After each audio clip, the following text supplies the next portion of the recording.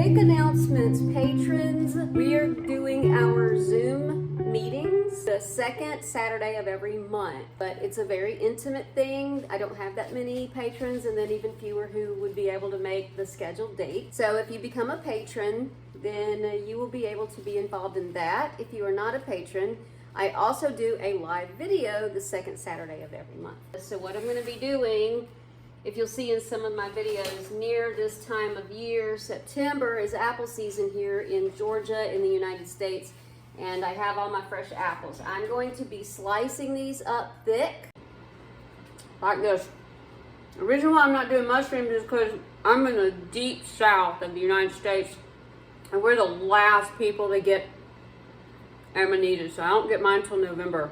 All right, so what I'm going to do is put one on the bottom and this one on the top, because the issue with cheap dehydrators is that the heating element is at the very bottom. So there's the heating element. It's small, and it's got holes around it and a fan, and it's blowing. And then it's got the temperatures here, and it looks like the lowest is 95 Fahrenheit, 35 Celsius, up to 158 Fahrenheit, 70 Celsius. This actually is not, it doesn't go high enough to convert the ibotenic acid to muscimol. You have to have heat, a specific heat at 165 Fahrenheit, and that will convert about 30% of your ibotenic acid to muscimol. And I'm going to crank the heat all the way up. All right, so bottom probe, cheap dehydrator, blue. Top probe, top of the cheap dehydrator, purple. Reason why this one works is, number one, the temperature range that you're given, but also the heating element. Let me show you this. Instead of the heating element being on the bottom, the heating element is on the back there. And your fan, and it's pushing it over all of the shelving equally, so you're not going to get hot spots. Or, you know, one level of heat on the bottom and a different level of heat on the top. It's even, an even distribution throughout. Y'all look, isn't that cool? The reason why I like this dehydrator so much is the real estate on it. The amount of usable space is huge. So I'm gonna have to cut up 4 apples. Oh my God, these apples are so freaking good. I love apple season. All right. So it's been 2 hours and 13 minutes. And wow, 1 and 2 are the bottom and top of the cheap dehydrator.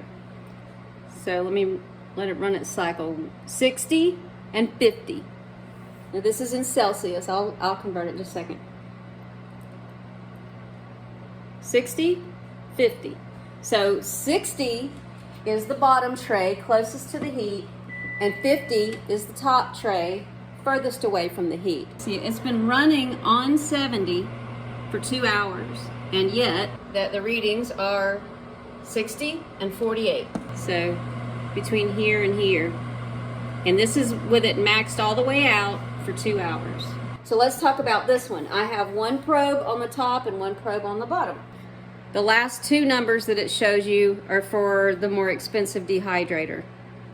So that would be 77 and 79. And so 77 is the top and 79 is the bottom. And that makes sense because, like I said, the heater is in the back blowing this way, not at the top. So it says 74, but clearly it can go a little bit higher than that. But 74 is the minimum you need to convert ibotenic acid. So that's what we're getting. We're getting that and then some. All right, so what I've done is I went on and preheated my oven. I ran it down as low as it would go, the temperature as low as it would go. And for me, that's 170 degrees Fahrenheit. And I just let it get up to temperature and it just beeped. So I set the probes in, one on the top shelf and one on the bottom shelf. Heating element on the top. I don't have one on the bottom. Some of you are asking me about having an oven that's got a fan in it. That's called a convection oven. And I can't speak to that. I've never had a convection oven. Let's open it and look. All right, so I've got one probe down there and one probe right there. And the top shelf is blue, the bottom is purple. So here we go. Now this is in Celsius. The top one is blue, the bottom is purple. I just opened it. So 88, 84. We're getting definitely 92 on the top shelf, 90 on the bottom. Oop. 92 top, 90 bottom.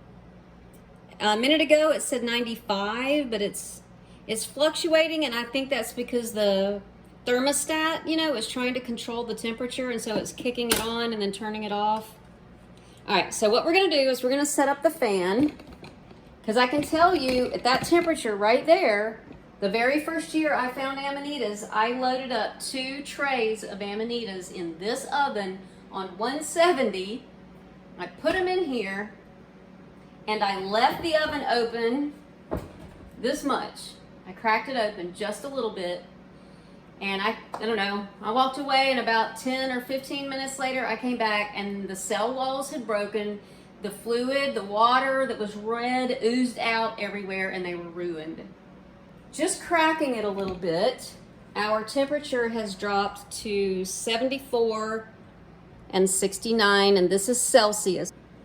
So I've got a fan right here, right up against the door. Like, it won't go any further. It's hitting the door and blowing inside. Let's see what's happening to the temperature.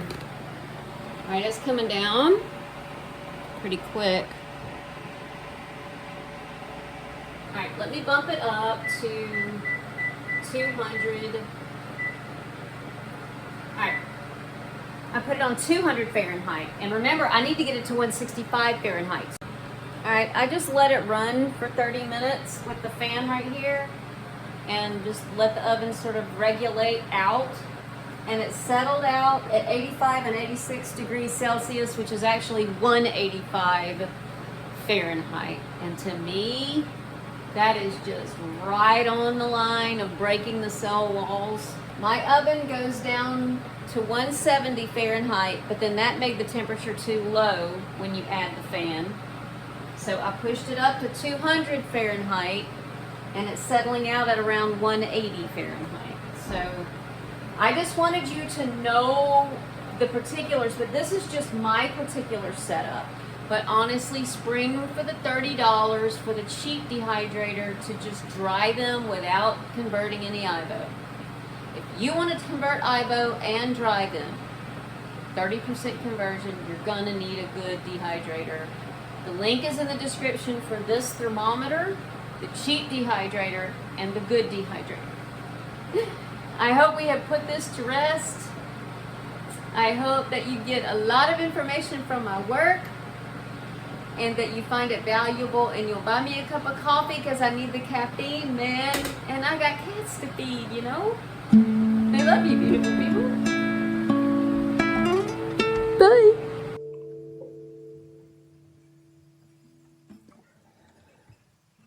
I'd have made a killer lawyer. Arguing's my second language. All I need's to want it more than not at all.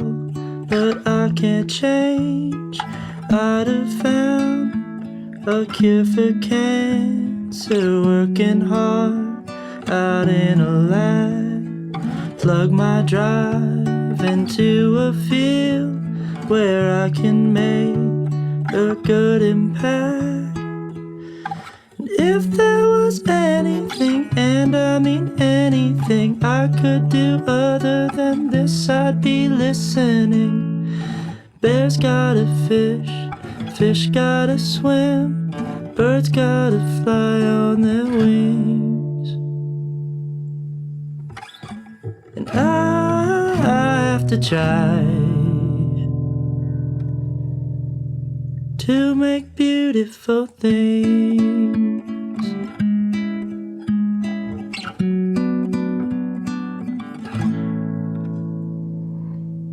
Now I could teach you how to do it if my passion was for teaching. I could be a CEO, but then you know I'd be overreaching.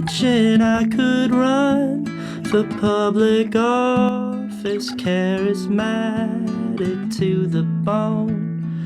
If I thought I could make a difference, I'd assume a leader's tone.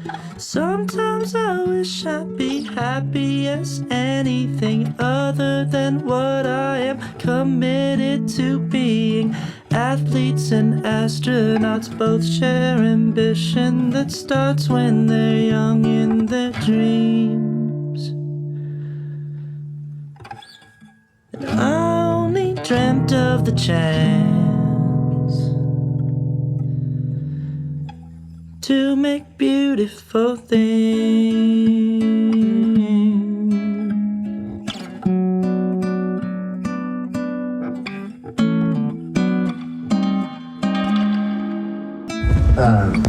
My mom always said, because she's super rich, she always said, it's not about how much money you make, it's about how many pennies you pick up along the way.